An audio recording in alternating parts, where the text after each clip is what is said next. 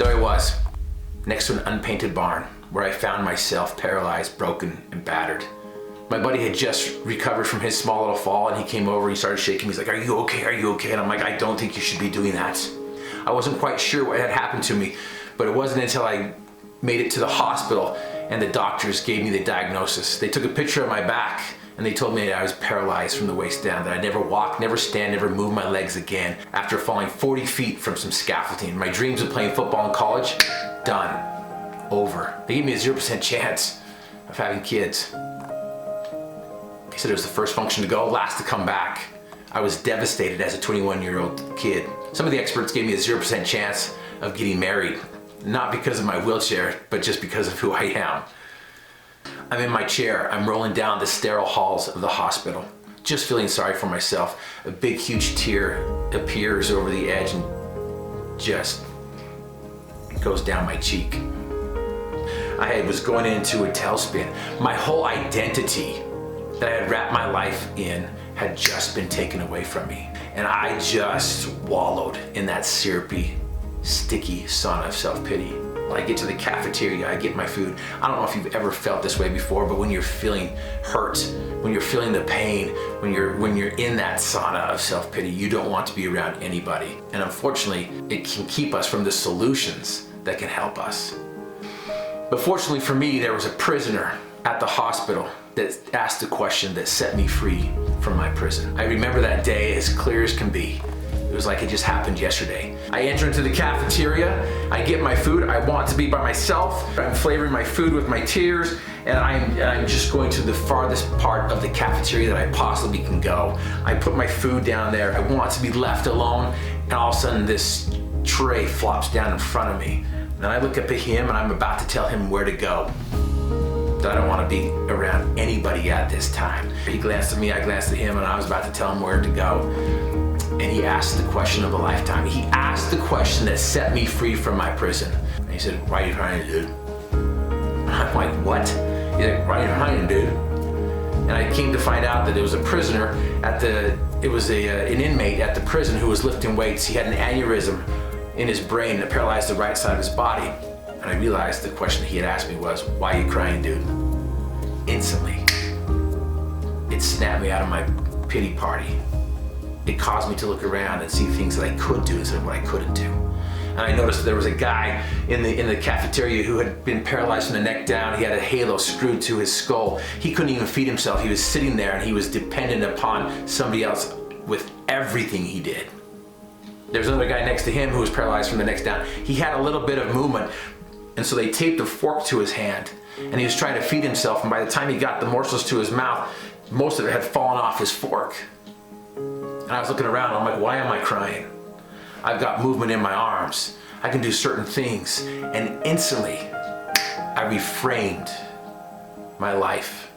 I flipped a switch and reframed what was going on around me. I learned to take my mess and turn it into my message. I learned to take my crap and turn it into a crop.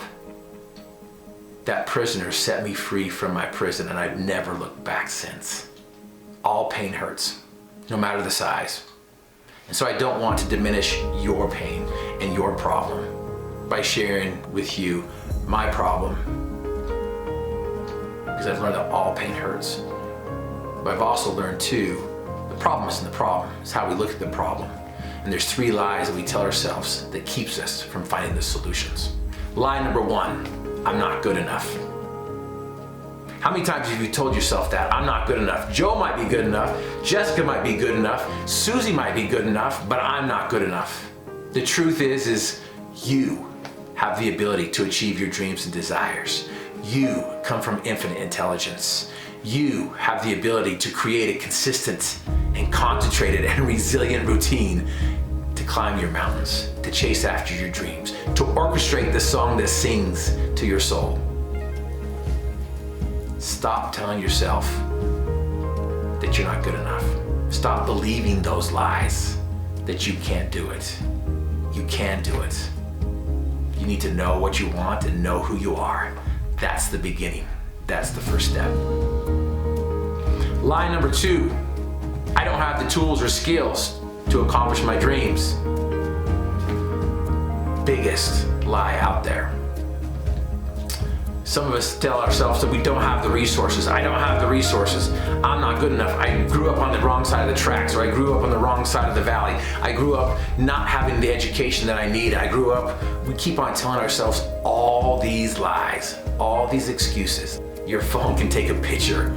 Your phone has more memory in that single picture than the supercomputer does or did at NASA. You have more access to information than the President of the United States did back in 1992. You can flip open your phone and you can access information that can change your life. It's not a matter of resources, it's a matter of resourcefulness. Lie number 3, I can do it myself. How many times have you told yourself that? How many times have you been raised, you gotta do it yourself, you gotta do it yourself? Or how many times have you told yourself, I can do this myself, I do this myself? I have a 2-year-old, I had a 2-year-old that would always say, I do this myself. And we want to become dependent, and that's good. We want to discover things, that's great. And we want to progress, and that's amazing. Because there's power in progression. But the biggest lie we can tell ourselves is I can do this on my own. You can do a lot by yourself, but you can't do as much as you possibly can unless you do it with a team. I've learned that team really does mean together everyone achieves more. Find a coach.